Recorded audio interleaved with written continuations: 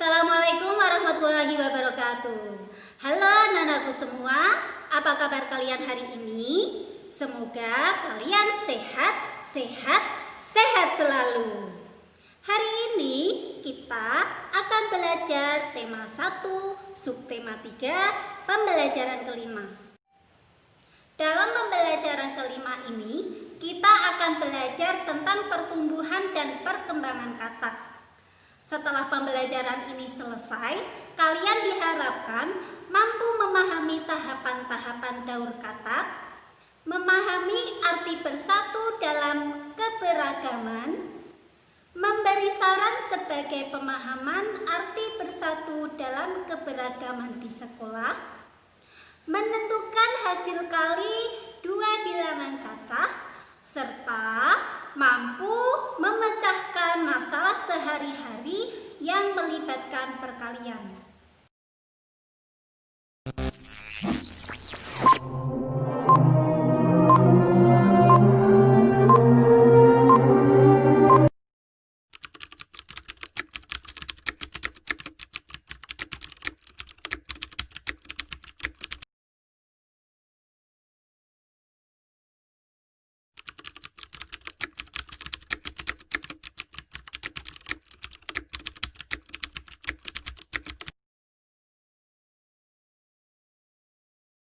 Tahap pertama, metamorfosis katak adalah bertelur. Katak betina bisa bertelur hingga 4.000 telur sekaligus. Wow, banyak sekali. Proses ini biasa dilakukan di perairan yang tenang, di mana telur-telurnya bisa berkembang dengan aman. Telur katak sangat basah dan lembut, sehingga mereka harus segera diletakkan di perairan atau tempat yang sangat basah. Bagi banyak spesies katak, memang umum jika mereka meninggalkan telur-telurnya berkembang sendiri. Namun, untuk beberapa spesies lainnya, para orang tua katak menetap dengan telur-telurnya untuk merawat mereka selagi mereka berkembang. Fase telur ini berlangsung selama kurang lebih 3 minggu sebelum telur-telur yang sudah terfertilisasi mulai matang dan menetas, sehingga keluar seekor kecebong. Tahap kedua, kecebong atau larva. Kecebong atau larva memiliki insang tidak sempurna serta mulut dan ekor yang panjang. Ketika baru menetas selama 1 atau 2 minggu pertama, kecebong tidak bergerak dengan banyak. Mereka makan sisa dari cangkangnya sendiri untuk memenuhi gizi yang sangat dibutuhkan. Setelah gizi yang telah didapatkan dari cangkang sudah cukup, mereka akan cukup kuat untuk berenang dengan sendirinya. Cebong hidup di dalam air, sehingga mereka memiliki insang untuk bernafas. Namun dalam tahap ini, paru-paru mereka sudah mulai berkembang agar ia nanti dapat bernafas di daratan ketika sudah menjadi katak. Karena banyak kecebong adalah herbivora, pada umumnya mereka akan makan alga dan tumbuh-tumbuhan lainnya. Ketika mereka mulai tumbuh, kaki belakang mereka mulai berkembang. Selama badan mereka mulai memanjang, tentunya keperluan gizi mereka mulai bertambah, sehingga mereka mulai memakan tanam-tanaman dan serangga. Kemudian, kaki depan mereka akan mulai berkembang dan ekor mereka menyusut. Insang mereka tertutupi oleh kulit. Fase kecebong berlangsung selama kurang lebih 5 minggu sebelum ia menjadi katak muda. Tahap ketiga, yaitu katak muda. Karena semua nutrisi disimpan dalam ekor katak sebagai makanan, katak muda tidak perlu makan apapun sampai ekornya benar-benar hilang. Di tahap ini, katak muda lompat ke darat untuk pertama kalinya. Fase ini hanya berlangsung selama 3 minggu sebelum ia menjadi katak dewasa. Tahap keempat, katak dewasa. Pada usia kurang lebih 12 minggu, insang katak akan sepenuhnya terserap ke dalam tubuh. Mereka juga akan mulai makan serangga yang ditemukannya di daratan. Tidak lagi makan tumbuh-tumbuhan di air. Setelah tahap ini, ia akan mengulang siklus hidupnya lagi dari pembiakan. Katak dewasa sangat berbeda dengan katak muda. Tak hanya terlihat dari ukurannya, Namun ada beberapa fitur tubuh yang membedakan seekor katak dewasa dan katak muda. Selain kupu-kupu, katak juga memiliki 4 tahapan daur hidup.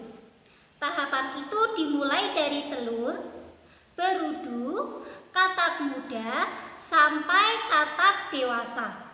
Katak mengalami perubahan bentuk dengan sangat berbeda. Daur hidup katak dimulai dari telur. Telur akan berubah menjadi berudu. Berudu kemudian akan berubah menjadi seekor katak muda yang memiliki ekor. Nantinya katak muda ini akan berkembang menjadi katak dewasa.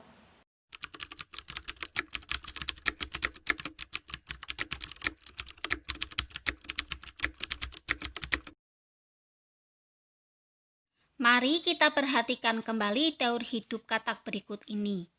Tahapan daur hidup katak terdiri dari 4 tahap ya, dimulai dari telur, berudu, katak muda, dan katak dewasa. Sekarang kita ucapkan bersama-sama. Tahapan daur hidup katak terdiri dari 4 tahap, yaitu telur, berudu, katak muda, katak dewasa.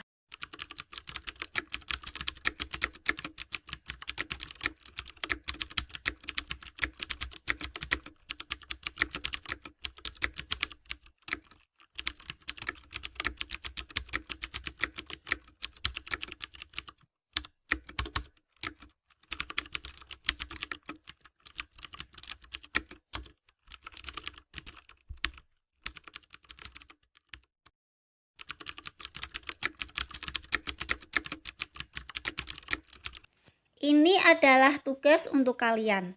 Silahkan tuliskan penjelasan kalian di buku tugas. Soal nomor 1. Manakah tahapan yang paling penting menurutmu? Apa alasannya? Soal nomor 2. Adakah hal lain yang ingin kamu ketahui tentang daur hidup katak? Dari penjelasan tadi, sekarang kalian sudah tahu ya tentang daur hidup katak. Siapa di antara kalian yang sudah pernah melihat katak? Memegang katak? Bahkan kalian bermain ya bersama katak? Ada yang sudah, ada yang belum ya tentunya. Karena bagi sebagian orang, ada yang berani menyentuh katak, ada juga yang tidak berani menyentuh katak karena merasa takut, bahkan merasa jijik terhadap katak.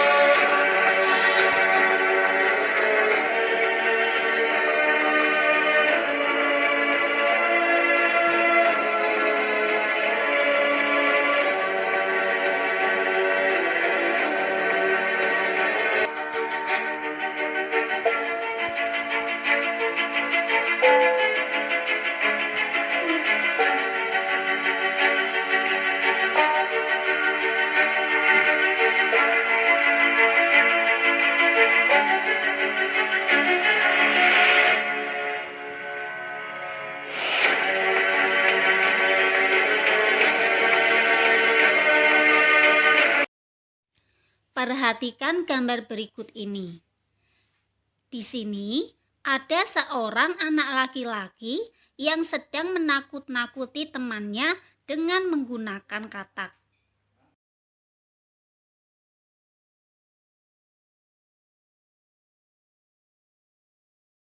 Tugas kalian sekarang, nomor 1, tuliskan saranmu agar temanmu dapat saling menghargai akan perbedaan keberanian.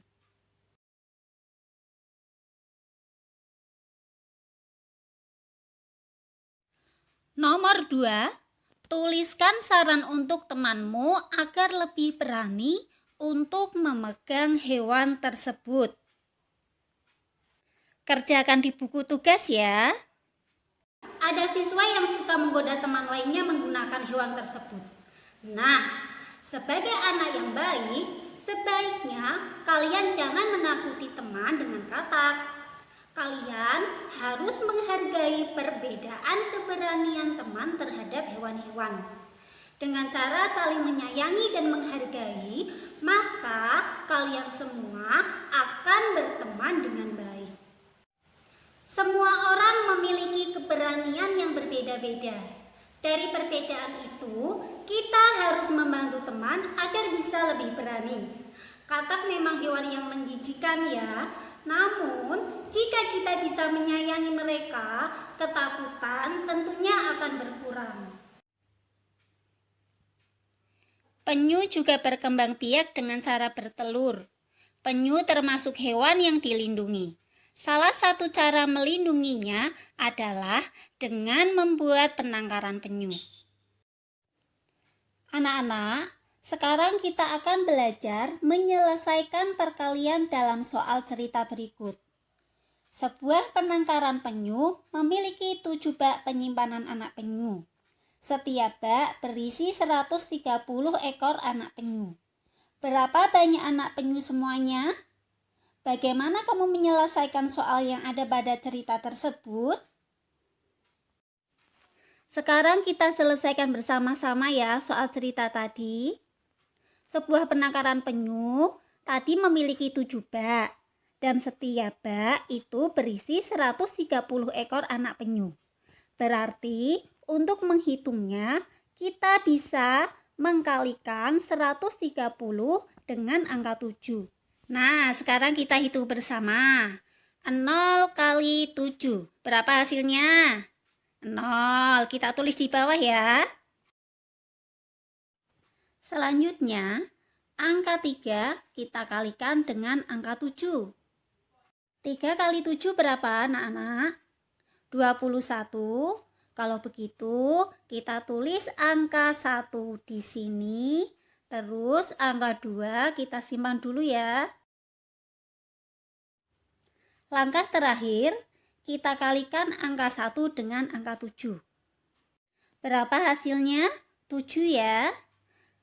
Karena tadi kita masih punya simpanan angka, yaitu angka 2, maka 7 itu kita tambahkan dengan angka 2. 7 tambah 2 hasilnya berapa? 9. Kita tulis ya di sini. Sekarang kalian sudah mengetahui hasilnya. Banyak anak penyu semuanya ada 910. Tugas terakhir kalian, buatlah soal cerita untuk soal berikut ini, lalu hitunglah hasilnya. Cukup sampai di sini pembelajaran kita kali ini. Tuhan menciptakan alam semesta ini dengan segala keindahan yang ada di dalamnya. Kita sebagai makhluk ciptaannya wajib menjaga dan merawat semua ciptaannya dengan baik. Anak-anakku semua, Ibu akan selalu mengingatkan kepada kalian agar bersama-sama melawan virus COVID-19.